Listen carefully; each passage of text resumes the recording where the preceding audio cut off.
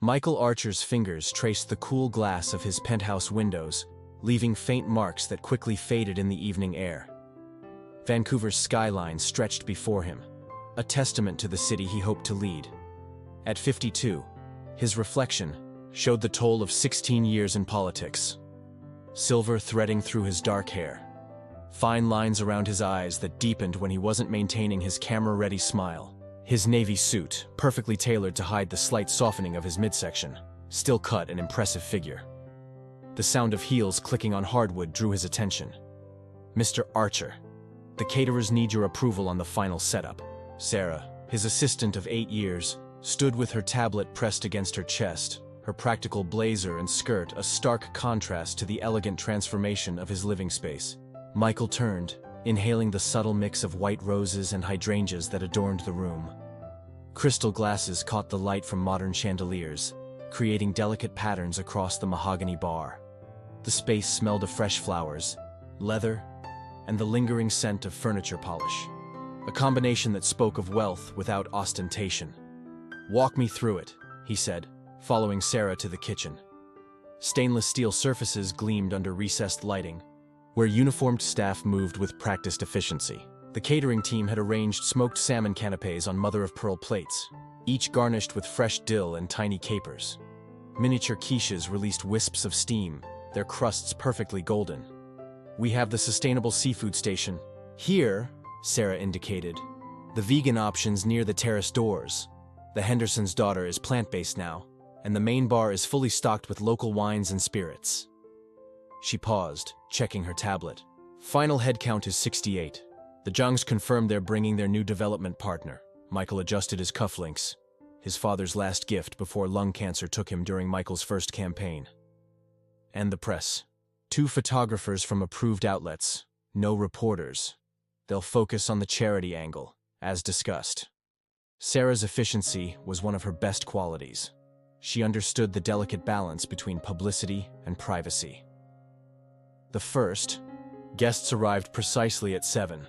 Michael greeted Thomas Chen, the city's leading real estate developer, and his wife Angela. "The waterfront project is proceeding exactly as planned," he assured them, noting how Angela's eyes darted around the room, already cataloging who was and wasn't present. More guests filtered in.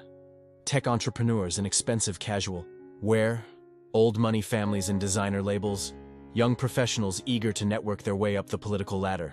Michael moved through the crowd with practiced ease, his hand finding shoulders and elbows at just the right moments, his laugh calibrated to make each person feel like they'd earned it. The sound system played soft jazz, carefully selected, to facilitate conversation without demanding attention. Waiters glided between groups with trays of champagne, their black uniforms blending into the shadows between the warm pools of light. "Michael, darling!" Eleanor Henderson's voice carried across the room with the authority of old money. She approached with her husband Richard, both of them dressed with the casual elegance that came from generations of wealth. "The foundation will be thrilled with tonight's turnout." "Eleanor." Michael kissed her cheek, catching the familiar scent of Chanel No. 5. "Richard, the children's literacy program wouldn't exist without your support." He meant it. The Hendersons had been first to back his initiative to put libraries in underserved neighborhoods. As he guided them toward the bar, Michael felt his phone vibrate in his pocket. He resisted the urge to check it immediately, knowing it might be Sydney. Instead, he focused on Richard's concerns about the upcoming port expansion, offering just enough detail to demonstrate mastery of the issue without getting bogged down in specifics. The elevator chimed again, and Michael's eyes flickered. To the doors. Not Sydney. Instead, he saw James Chen, his campaign manager, hurrying toward him with the slightly harried look that meant either very good or very bad news. 2 minutes, James murmured, touching Michael's elbow. "Channel 6 is running the story about the hospital funding tonight instead of Monday." Michael maintained his smile, even as his mind raced through implications. "Time. 9 o'clock news. We have statements ready. Make sure the healthcare talking points are at the top of the folder. I'll work them into conversations naturally." Michael spotted another group that needed his attention. "And James? Find out if Dr. Reynolds is still coming. We might need her expertise." The next hour passed in a blur of handshakes and strategic conversations. Michael kept one eye on the elevator, his anticipation building each time the doors opened. Sydney had texted earlier that her client meeting might run late, but she promised to be there by 8. At 8:15, Sydney Hart stepped out of the elevator, and the entire energy of the room shifted. Her dark green dress caught the light like water, the architectural cut emphasizing her athletic frame. At 38, she moved with the confidence of someone who had built her success from the ground up.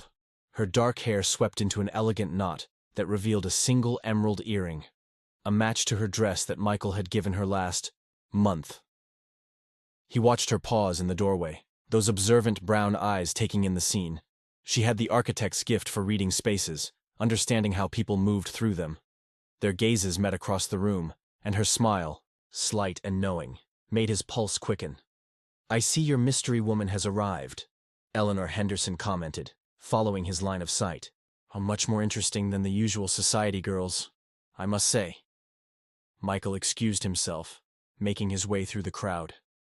Up close, Sydney's dress revealed subtle details, a pattern of tiny pleats that changed with movement, a neckline that suggested rather than displayed.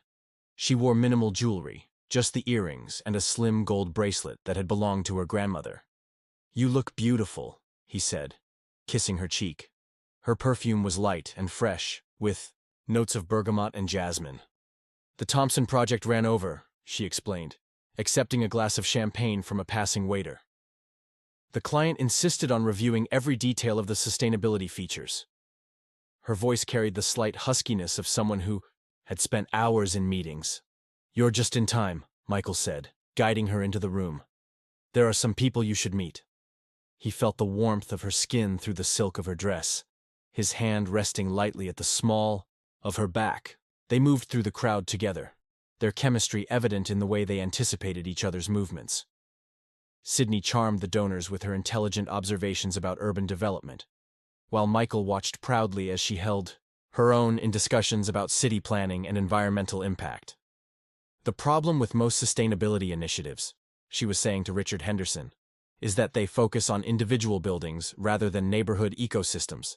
My firm is working on a model that integrates green spaces, water management, and community gathering places." Richard nodded appreciatively. "Sounds similar to that project in Copenhagen. Have you studied their results?" "I spent 3 months there last year, actually. Their data on community engagement is fascinating." Sydney launched into a detailed analysis that had Richard reaching for his business card. Michael felt a touch on his arm and turned to find Eleanor watching them. "She's quite something," the older woman said, her tone carrying layers of meaning. "Much more substantial than your usual circle." The observation could have been cutting, but Michael heard the approval beneath it. "Sydney understands the city's needs from a practical standpoint," he said. "Her perspective is invaluable.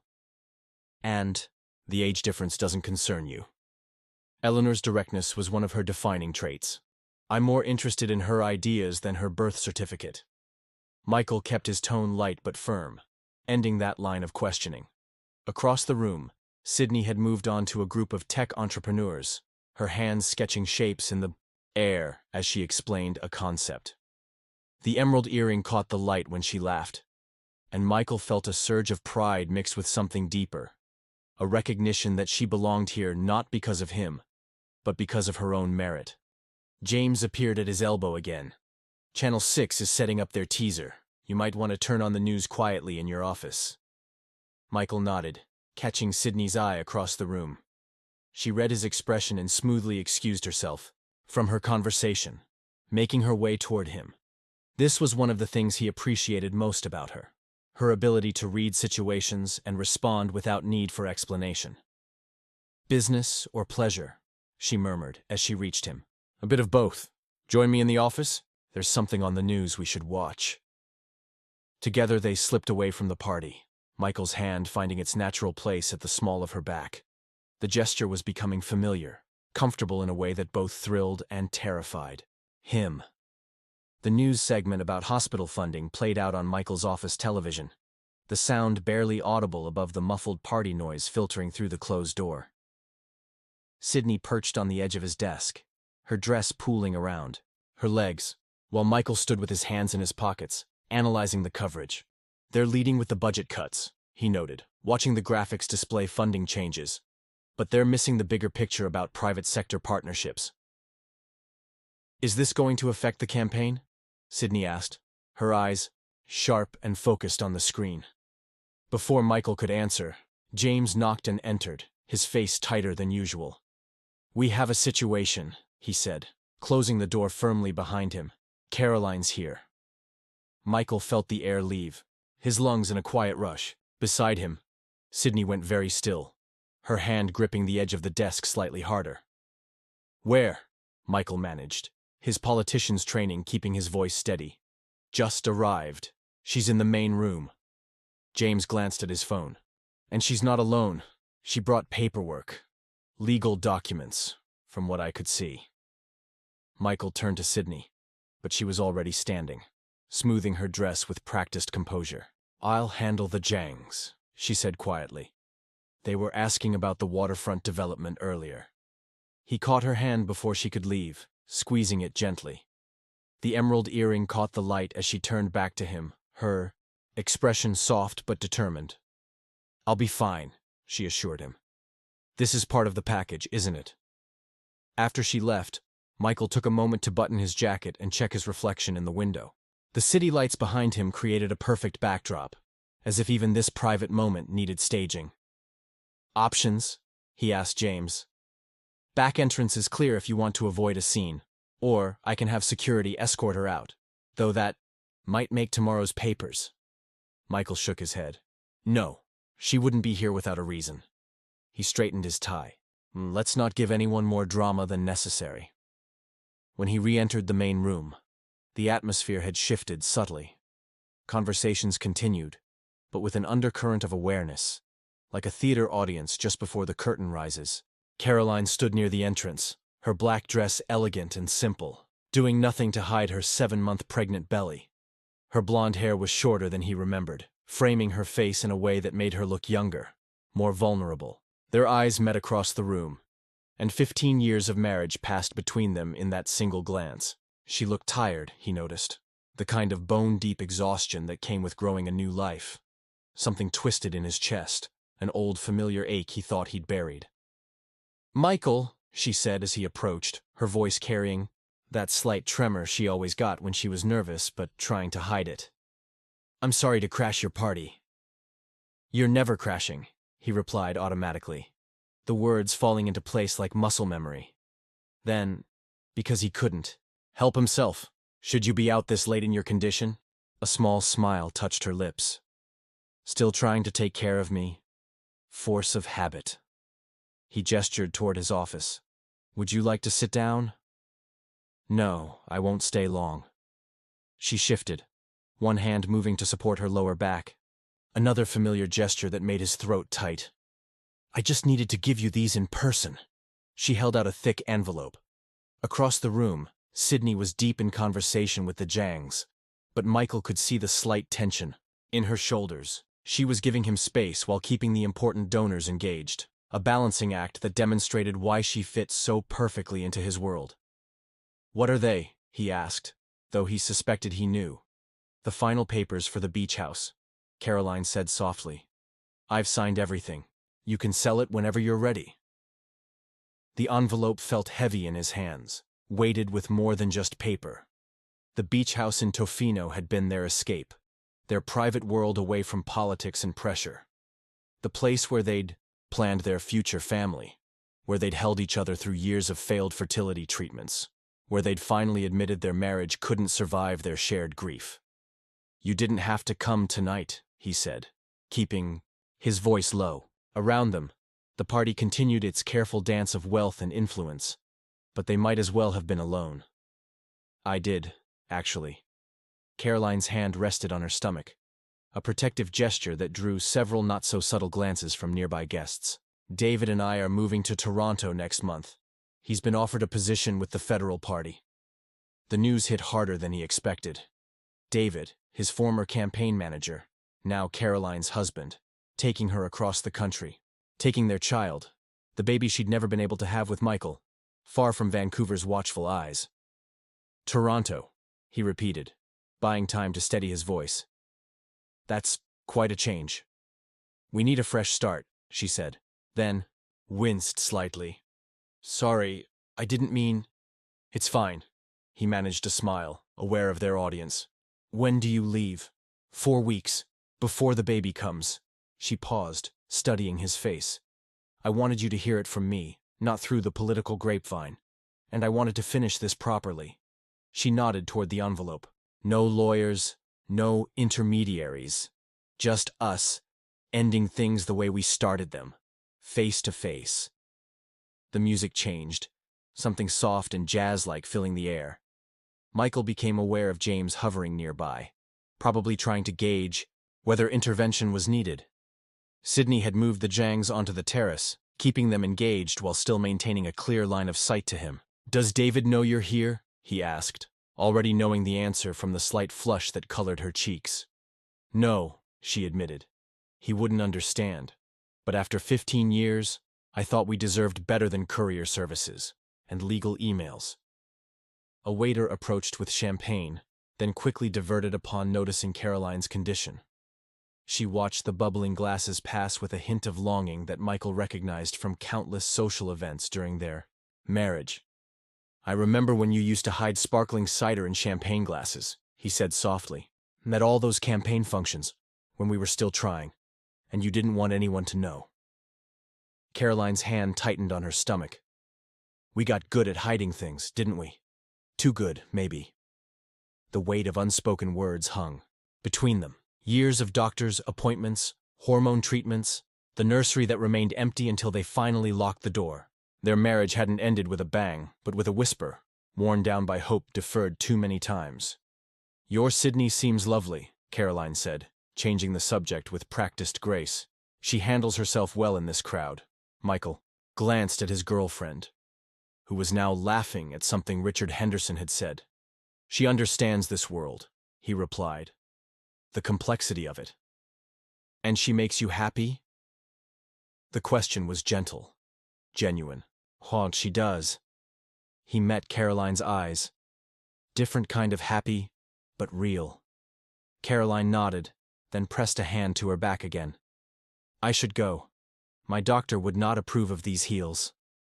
She smiled, a flash of their old intimacy. Take care of yourself, Michael.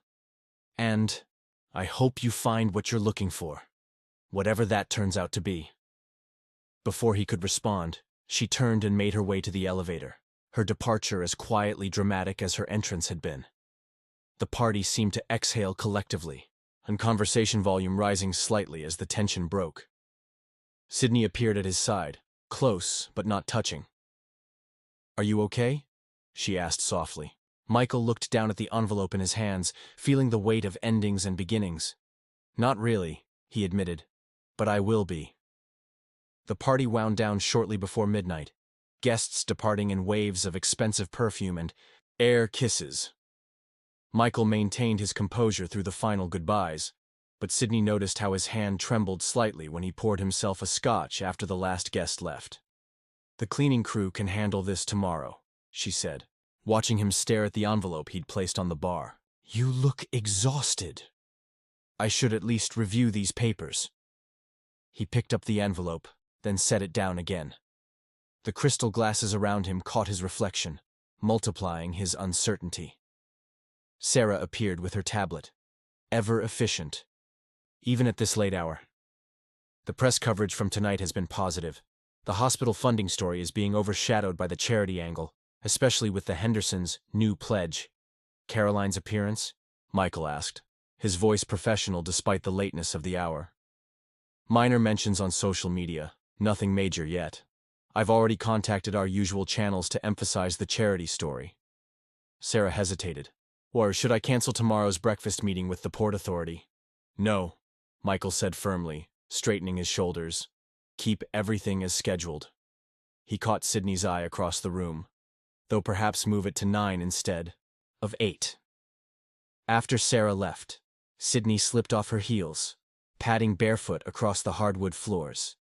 The city lights painted patterns across her skin as she approached the bar. Talk to me, she said simply. Michael loosened his tie. Then, unbuttoned his collar. With the beach house, he began, then stopped. Started again. We bought it 2 years into the marriage. It was supposed to be our escape from all this. He gestured at the remains of the party. Somewhere we could just be ourselves. Tell me about it, Sydney encouraged, pouring herself a small scotch and settling onto a bar stool. It's nothing grand, 3 bedrooms, right on the beach at Tofino. Caroline loved the sound of the waves. He smiled faintly. She used to say it was the only thing that could drown out the political noise in my head. And now she wants you to sell it. She's giving me her half, clean break before she moves east. He took another sip of scotch. Yeah, we tried for a baby there, you know. Multiple times. Something about the peace of the place made us think. He trailed off. Sydney reached across the bar, her fingers finding his. You never talk about that time. It became our private war, he said quietly. Every month, new strategies, new doctors, new hopes. We got so focused on what we didn't have that we forgot what we did have. He met her eyes.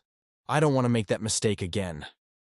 The meaning behind his words hung in the air between them. At 38, Sydney was still young enough for children, though they'd never discussed it. Their relationship, just 6 months old, was already under constant scrutiny due to their age difference and his position. Michael, she said carefully, we don't need to have that conversation now. Don't we? He pulled away, walking to the windows. Caroline's having a baby with David. They're starting fresh in Toronto. Meanwhile, I'm running for mayor, dating a younger woman, and everyone's waiting to see if history repeats itself. Is that what you think this is? Sydney's voice carried a hint of steel. History repeating? The sunrise found them, still talking. Empty scotch glasses and kicked-off shoes marking the hours that had passed. They'd moved to the terrace, wrapped in soft throws against the morning chill. The city was waking up below them, early traffic creating rivers of headlights through the streets. I was married before too, you know, Sydney said, watching. The sky turned pink. Brief and disastrous, right out of graduate school. Michael turned to look at her, surprised. In 6 months of dating, she'd never mentioned this. What happened? He was an artist, talented, passionate, completely impractical. He wanted me to give up architecture, follow him to Paris while he found himself. She smiled wryly. I chose my career instead. Sometimes I wonder if that makes me cold. It makes you honest, Michael corrected. Something I've always appreciated about you. Sydney pulled her throw tighter. The thing is, I understand Caroline better than you might think. The pressure of loving someone with a public life, always being watched, measured. She paused. It's not easy, being the woman behind the man. You're hardly behind me, Michael pointed out. Your firm is one of the most successful in the city. Exactly. She turned to face him fully. Which is why this works. I'm not looking for validation through you. I have my own life, my own achievements. She hesitated. But if we're going to have a future, we need to be clear about what that means. Michael felt his pulse quicken. What are you saying? I'm saying that I want children someday. Not because it's expected, or because I'm trying to heal your past, but because it's part of my plan for my life. Her voice was steady. But I'm also saying that if it doesn't happen, I won't let it destroy us. I won't let any single dream become more important than everything else we could be together. The morning light caught her emerald earring, the same green as her dress from the night before. Michael reached out, touching it gently. When did you get so wise? Around the same time you got so scared, she replied softly. Michael, I know last night was difficult. Seeing Caroline, pregnant with another man's child, must have brought up a lot of pain. It did, he admitted, but not in the way you might think. I looked at her, and for the first time, I didn't feel like I'd failed. I felt relief. Relief that she found her happiness, even if it wasn't with me. Sydney was quiet for a moment, processing this. And the beach house? What do you want to do with it? Michael pulled out the envelope, still unopened. I think I'd like you to see it first, before I decide anything. He met her eyes. Would you come with me, this weekend? What about the campaign, the Port Authority meetings? James can handle it. For once, I want to do something that isn't calculated for political impact. He smiled slightly. Though I'm sure he'll find a way to spin it positively. Sydney stood, stretching in the morning light. Her dress was wrinkled from the night, her makeup slightly smudged, but to Michael, she'd never looked more beautiful. Yes, she said simply.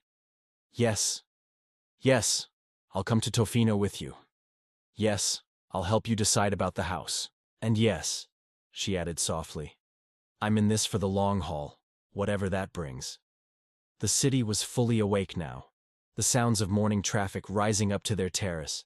Michael's phone buzzed with messages. Probably Sarah with the day's schedule, James with campaign updates. But for the moment, he let it ring. The coastal highway stretched before them, winding between towering cedars and glimpses of ocean. Michael had insisted on driving, his Range Rover handling the curves with practiced ease. Sydney sat beside him, her feet propped on the dashboard, reading briefing documents for an upcoming project. Your team wasn't happy about this impromptu trip, she commented, glancing up from her papers. I thought James was going to have an aneurysm when you told him. Michael smiled slightly, remembering his campaign manager's reaction. He'll survive. Sometimes you have to trust your instincts in politics, not just the polls. The morning news had carried a small piece about Caroline's appearance at the fundraiser, but Sarah had successfully steered the narrative toward the charity's success. Still, Michael could feel the weight of his phone in his pocket, deliberately turned to silent for the first time in months. They passed through small coastal towns, each one progressively more removed from Vancouver's urban pulse. Sydney pointed out interesting architectural features, a restored Victorian here, a modern eco-resort there, her professional eye-catching details he'd missed on countless previous trips. Tell me more about the beach house, she said, as they turned onto the Tofino highway. You've owned it for what, 14 years? Bought it in 2011, Michael confirmed. It was our first major purchase together, Caroline and I. The market was down, and we thought... He paused. Well, we thought a lot of things back then. Sydney reached over, squeezing his knee gently. It's okay to have good memories. You know, they're part of who you are. The trees opened up to reveal the first real view of the Pacific, steel gray under heavy clouds. Michael felt the familiar tightening in his chest that always came with this sight. How many times had he made this drive? How many hopes and disappointments had this road witnessed? There was this one time, he found himself saying, right after our third failed IVF attempt. We came up here in the middle of a storm, completely irresponsible. They'd closed the highway behind us. We sat on the deck wrapped in blankets, watching the waves crash, and Caroline... He swallowed hard. Caroline said maybe the universe was trying to tell us something. That was the first time either of us had voiced the possibility of giving up. Sydney was quiet for a moment, processing this. When did you know, she finally asked, that it was really over? The marriage, or the trying? Either. Both. Michael slowed the car as they approached a particularly sharp curve. The trying ended after the 6th round of IVF. The marriage lasted another year, but looking back, I think we both knew it was done that day on the deck. We just couldn't admit it yet. They pulled into Tofino proper, the small town largely unchanged since his last visit. The same surf shops lined the main street, the same coffee house where he and Caroline used to get morning lattes. But seeing it with Sydney felt different, like watching a familiar film with new eyes. The house is just up here, he said, turning onto a private road. It's not what you might expect. The beach house sat back from the road, its cedar siding weathered to a soft gray. Native plants surrounded the entrance, requiring minimal maintenance. One of Caroline's requirements when they'd bought it. The architecture was modern but understated, with large windows facing the ocean and a wraparound deck that had hosted countless sunset conversations. Michael parked in the carport, killing the engine. Neither of them moved immediately. It's beautiful, Sydney said softly. very different from your penthouse. That's what I loved about it. No pretense, no political considerations. Just, he gestured vaguely, space to breathe. They got out of the car, the salt air immediately filling their lungs. The sound of waves was constant here, a rhythmic backdrop that seemed to slow time itself. Michael found the key in its familiar hiding place. Some habits never changed, and opened the front door. Inside, the house was clean, but clearly unused. White dust covers draped the furniture, and the air held the slightly stale quality of closed rooms. But the bones of the place were exactly as he remembered. Open-plan living area flowing to the kitchen, floor-to-ceiling windows framing the ocean view, stairs leading to the bedrooms above. Sydney moved through the space with an architect's attention to detail, running her hands along the exposed beams, noting the quality of the natural light. "The proportions are perfect," she commented. "Whoever designed this understood human scale." "Local architect," Michael said, pulling off a dust cover to reveal a comfortable sectional. Caroline found her. She specialized in homes that worked with the landscape rather than against it. "Smart woman, Caroline," Sydney said, and there was no jealousy in her voice, just professional appreciation. Michael watched as she explored, trying to see the house through her eyes rather than through the lens of memory. The kitchen, where he and Caroline had attempted countless recipes, laughing at their culinary disasters. The window seat where they'd read Sunday papers and planned campaigns. The spare room they'd once painted pale yellow, ready for a nursery that never materialized. "Show me the master bedroom," Sydney said suddenly, pulling him from his thoughts. He led her upstairs, their footsteps echoing in the quiet house. The master suite took up most of the second floor, with its own private deck overlooking the beach. The bed was still made with the linens from his last visit, though the dust cover had protected them. Sydney walked to the windows, taking in the panoramic view. "I understand now," she said quietly. "Understand what?" "Why you can't just sell it. This place, it's not just a house, it's a piece of who you are." She turned to face him. "The question is, who are you now? And what do you want this place to be in your future?" The question hung in the air between them, heavy with possibility. Michael joined her at the window, watching waves crash against the shore below. The tide was coming in, gradually erasing footprints left by early morning beachcombers. "I used to think this place represented everything I'd lost," he said slowly. "The family we couldn't have, the life we'd planned. But standing here, with you," he took her hand, intertwining their fingers. "Maybe it could represent something else, a different kind of future." Sydney squeezed his hand. "What kind of future did you have in mind?" Michael's words hung in the air, full of potential and uncertainty. Sydney's hand remained in his, warm and steady, as they looked out over the Pacific. The waves below seemed to echo the rhythm of possibilities stretching before them. "I'm not proposing," he said finally, turning to face her. "Not yet. That would be too soon. Too much like trying to recreate the past." He took a deep breath. "But I am asking if you can see yourself here, not just for weekends or vacations, but as part of a life we build together." Sydney was quiet for a long moment, her eyes scanning the room, then returning to the view. "It's a big step," she said carefully. "Especially with the election coming up. Have you thought about how this might impact your campaign?" Michael laughed softly. "For once, I'm trying not to think like a politician. But you're right. It's a consideration." He ran a hand through his hair, a rare gesture of uncertainty. "The truth is, I'm tired of making every decision based on polls and public opinion. This place was supposed to be an escape from all that." "And now," Sydney prompted. "Now, I'm wondering if it could be more than an escape. A foundation. Maybe."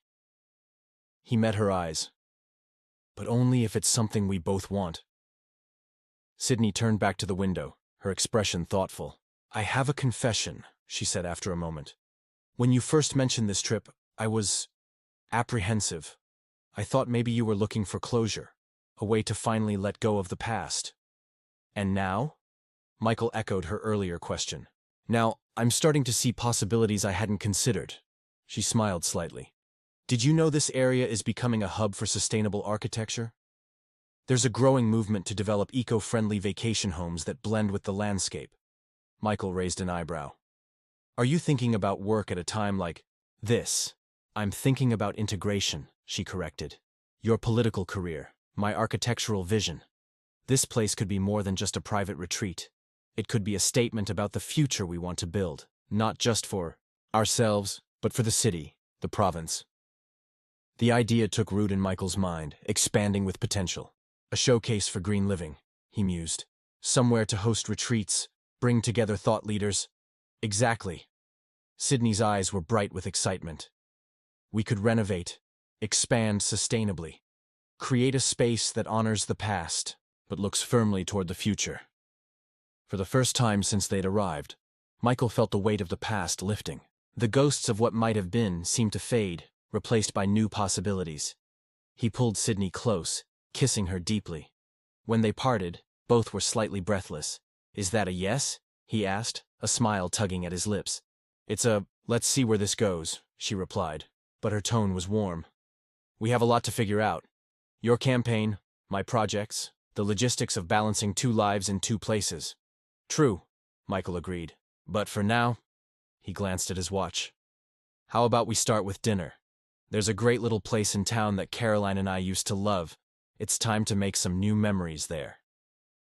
As they prepared to leave, Michael took one last look around the master bedroom. The space that had once been filled with so much hope and disappointment now felt open, ready for a new chapter. He closed the door quietly behind them, the sound like punctuation at the end of a long, complex sentence. 6 months later, Michael stood on the newly expanded deck of the beach house, watching the sun set over the Pacific. The renovation had been extensive but thoughtful, maintaining the original character of the home while incorporating cutting-edge sustainable technologies. Solar panels gleamed on the roof, while a state-of-the-art gray water system nourished the expanded native plant garden. Inside, he could hear Sydney on a video call with her team, finalizing details for next week's Eco-Architecture Symposium. The house had already hosted 2 political retreats focused on environmental policy, generating positive press and helping to cement Michael's image as a forward-thinking leader. His phone buzzed in his pocket, a text from Caroline. He opened it to find a photo of a chubby-cheeked baby girl with blonde curls, sitting on a blanket in a Toronto park. Emma's first picnic, the caption read. She loved the sunshine. Michael smiled, feeling a complex mix of emotions. There was still a twinge of what might have been, but it was softer now, tempered by genuine happiness for Caroline's new life. He typed back a quick congratulations, then slipped the phone back into his pocket. Everything okay? Sydney asked, joining him on the deck.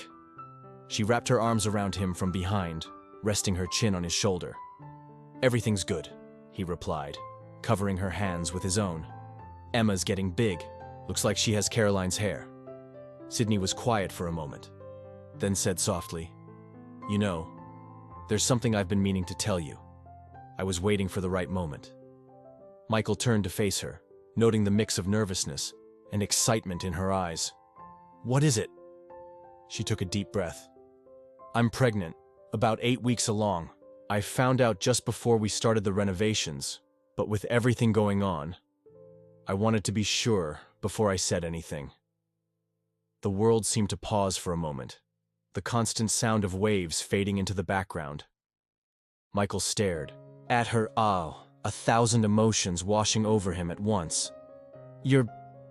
We're going to have a baby, Sydney finished, a smile breaking across her face. Assuming you're interested in being a father at your advanced age. The joke broke, the tension and Michael laughed, pulling her close.